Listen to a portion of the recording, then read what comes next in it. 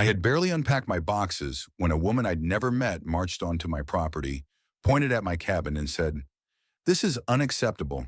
We don't allow strangers living out here." Then she called the cops on me. Before we go further, have you ever dealt with someone like this? Drop your story in the comments and don't forget to subscribe. I bought the land to be left alone. That was the entire point.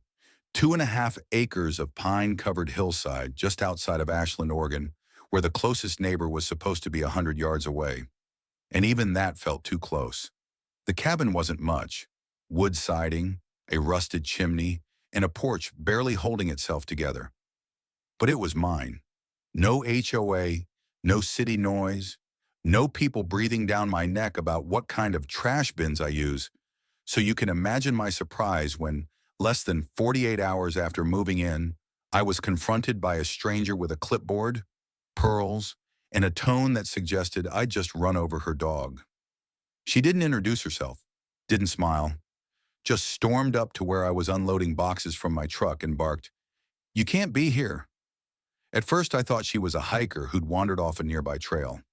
I gave her a confused look and said, "I think you're mistaken. I own this place." Her lips curled. "You may think you do, but this area is part of the Ridge Mountain Cooperative. You can't just move into a cabin without approval from the HOA," that word. HOA. My stomach turned. I'd done my research. I specifically chose this property because it was zoned outside any HOA jurisdiction. But I didn't want a confrontation. Not yet. I tried reasoning. "I bought the land directly from the previous owner. I have the title, the permits, the deed.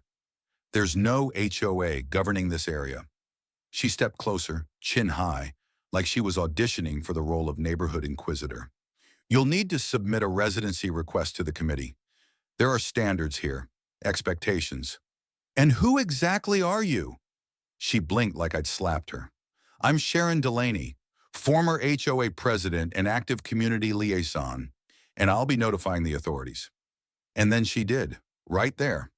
Pulled out her phone and dialed the non-emergency police line, reporting a suspicious male unlawfully occupying a structure. I didn't yell. I didn't panic.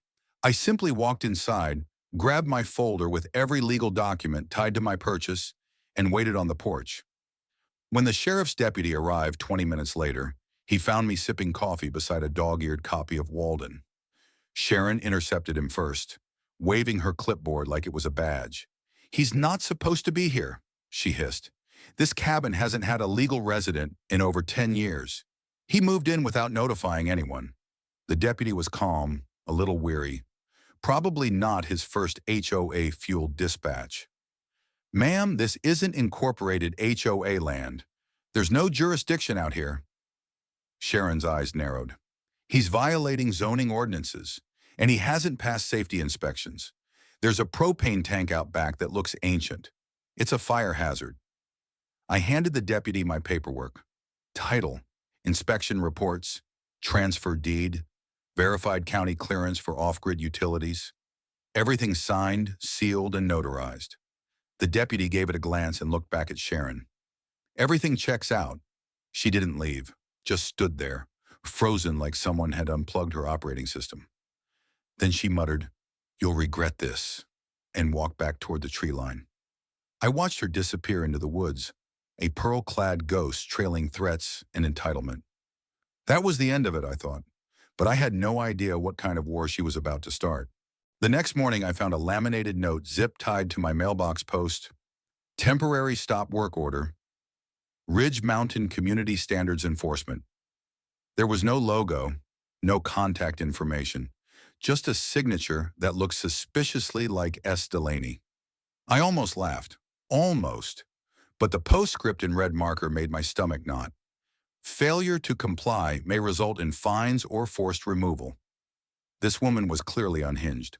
I took the note down and filed it with my growing collection of documents. If she wanted a paper war, I was ready. But she wasn't just bluffing. That week I received 4 separate visits.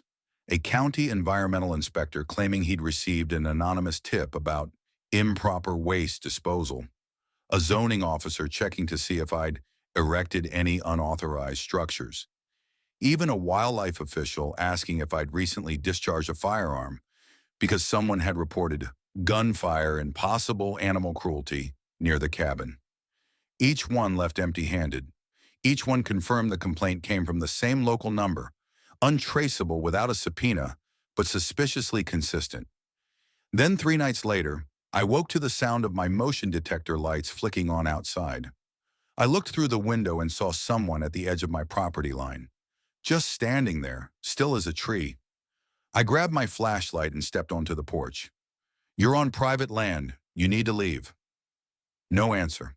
I flicked the beam directly at them, and they turned fast, disappearing into the woods. I couldn't see their face, but I recognized the white fleece vest. Sharon had worn it during her first visit. The next day, I installed floodlights and a second camera facing the back trail. It didn't stop her. I started getting HOA-style warnings in my mailbox. Complaints about aesthetic disruptions, like non-neutral paint tones. My cabin was cedar-stained, and a firewood pile that did not conform to stacking guidelines. None of it made sense, but the worst part? Other neighbors started keeping their distance. I waved at a couple walking their dog. They turned away. At the local supply store, the cashier smiled stiffly when I mentioned where I lived. That's when it hit me. Sharon wasn't acting alone. I ran a property search online and found something interesting. Sharon had sold 3 homes in the last 5 years that bordered this forest. 2 were now short-term rentals. 1 had never been occupied. She was flipping land. And my cabin, it was in the path of her expansion vision. I wouldn't go down quietly. I printed out every fake notice she'd left, compiled records from the inspectors, screenshots of every online complaint filed from the anonymous account.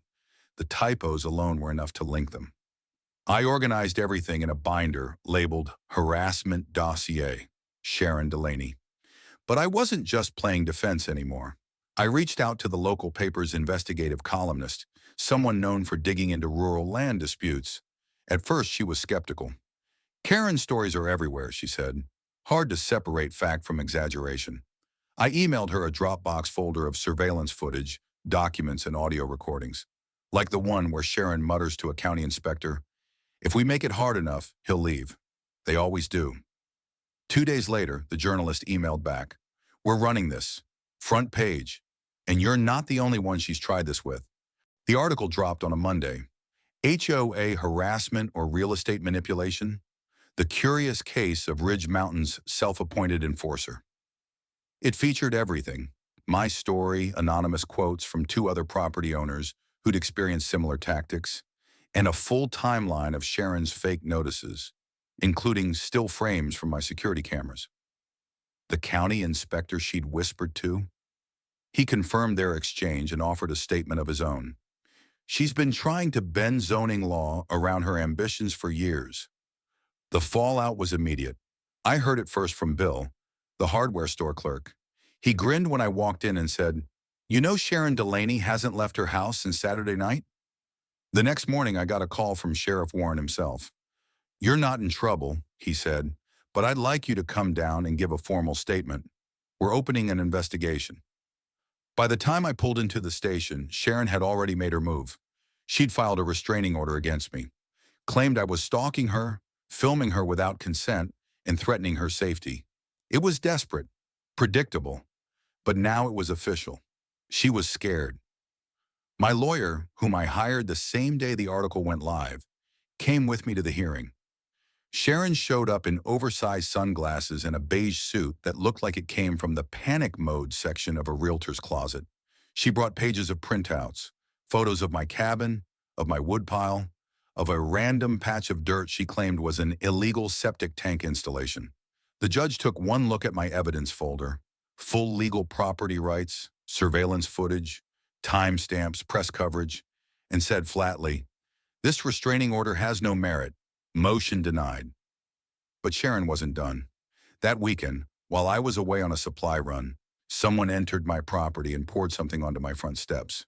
When I got back, the porch smelled like bleach and something else, chemical, acidic. The wood was stained and bubbling at the edges. The footage was blurry, but I could make out the shape of a person wearing a hoodie and gloves. No face, no license plate, Just another thread in the long string of anonymous attempts. I called the sheriff. He came in person this time. "We're pulling records," he said. "Phone records, surveillance. There's a limit to how long someone like her can skate under the radar." By then, my inbox was flooded with messages, people from the surrounding area, even a former HOA board member from Sharon's old neighborhood 2 counties over. They all had stories. One woman wrote, "She fined me for having a bird feeder that attracted the wrong kind of birds." Another, "We lost a sale because she told the buyer my house had mold." It didn't. Turns out this wasn't her first campaign, just the most public one. The final blow came the next week. A second article dropped, this time with financials.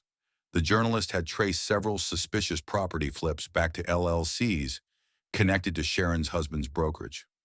One of them owned a cabin just like mine, purchased for 40% below market value 6 months after the previous owner moved out under safety concerns allegedly pushed by Sharon herself. When the county commissioner's office saw the coverage, they scheduled a formal review of Sharon's license.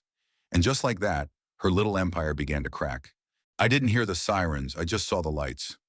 3 sheriff's cars rolled down the gravel road towards Sharon's property early that Friday morning. I was on my porch sipping coffee, my phone already recording. 2 plainclothes officers stepped out first, followed by a deputy holding what looked like a warrant folder. Sharon stood on her front step, arms folded, lips pursed like she was auditioning for a defiant mugshot. But when the officers handed her the paper, her stance shifted. Just slightly. Just enough. They didn't cuff her.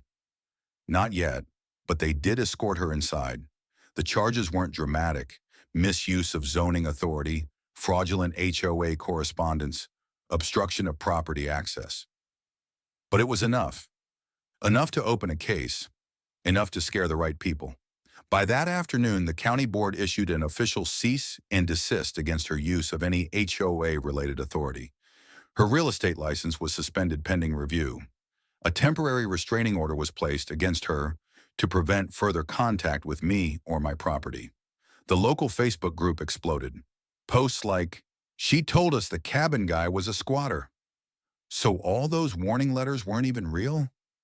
Who do we contact to get reimbursed for those fines? But the moment that stuck with me most came 2 days later. I was hauling firewood when a car pulled up, an older Jeep, dust-covered, and out stepped an elderly man with a leather portfolio under his arm. "Name's Greg," he said. "My wife and I own 3 lots down the hill. I'm the actual president of the Ridge Mountain Advisory Committee." I blinked. "I thought there was no HOA out here." He smiled. "There isn't, not officially. We have a cooperative maintenance agreement for the road, trash, and power. Nothing binding." Sharon just kept pushing. Greg handed me a formal letter signed by 7 other landowners. It apologized for Sharon's behavior and assured me I was fully within my rights to live in and improve the cabin. "We'd like to invite you to our fall cleanup potluck," he said, then added, "No clipboards allowed." I laughed for the first time in weeks. The next morning I woke to silence. No notes in the mailbox, no fake citations, no shadowy figures at the edge of the woods. Just birds, wind through the trees, the distant rustle of something wild. I grabbed my coffee and sat on the porch, letting it sink in. This cabin wasn't just shelter anymore. It was a line in the sand, a place I had fought for, not just against one Karen, but against the idea that power gives anyone the right to harass and manipulate. I turned on my camera and hit record, not for revenge, not for drama, but for anyone out there facing their own Sharon. "Hey," I said, "if someone's trying to push you off your land, off your peace, don't back down. Keep your records, stand your ground, and remember." I lifted my mug toward the lens. Cabins were built for peace, but sometimes they become fortresses. The fall potluck came sooner than I expected. I wasn't sure what to bring, didn't feel like part of the group yet, but I baked a tray of cornbread, packed it in foil, and hiked down the gravel road to where the others had set up a few folding tables under a canopy of turning leaves. There were slow cookers, camping mugs, flannel shirts, and warm laughter I hadn't heard in months. Greg waved me over. "This one's ours now," he said, handing me a paper plate. "The community, not the clipboard tyrants." People introduced themselves by first names and handshakes. No titles, No veiled threats hidden behind fake smiles. One couple offered me apple pie and a phone number in case I ever needed help with a generator. Another neighbor, Miriam, gave me a bundle of seasoned wood. For when it gets quiet enough to hear yourself think, she said with a wink. I felt like I belonged. The silence at my cabin had shifted. It wasn't just an absence of noise. It was a presence. A calm earned the hard way. Evenings became sacred again. I built a small bench beneath the pines, right where the morning sun spilled gold through the branches. My dog, Arlo, would curl beside me while I sipped coffee and read. But the echoes of Sharon's war hadn't completely faded. A few weeks after her suspension, I got a call from Amanda, the journalist who broke the story. Off the record, she said. Her license has been officially revoked. She's being investigated for similar harassment tactics in 2 other counties. You're not the only one. And then she added, you want to give a statement for the follow-up? Community impact. Closure. I paused. Closure sounded nice. But I didn't want revenge. I wanted truth, and something useful for the next guy facing a fake HOA-Karen armed with a clipboard and entitlement. So I agreed. We met at the edge of my porch, recording under the late October light. I spoke plainly about property rights, about quiet being worth defending, about the line between neighborly concern and obsession with control. A week later, the follow-up article published. The headline read, "The Cabin That Fought Back, How One Man Stood Up to a Phantom HOA." Comments poured in. People from Arizona to Vermont shared similar stories. Others asked for advice. One message read simply, "You gave me courage. I'm not moving out. I'm standing my ground." It hit me harder than I expected. I thought I bought land. Turns out I was claiming more than that. I was reclaiming space for peace, for choice, for living without fear of someone else's rules being weaponized. This isn't just my cabin anymore. It's proof that when you're cornered by entitlement, the answer isn't always retreat. Sometimes you dig in your heels. Sometimes you shine the light. Sometimes you stay, and that makes all the difference.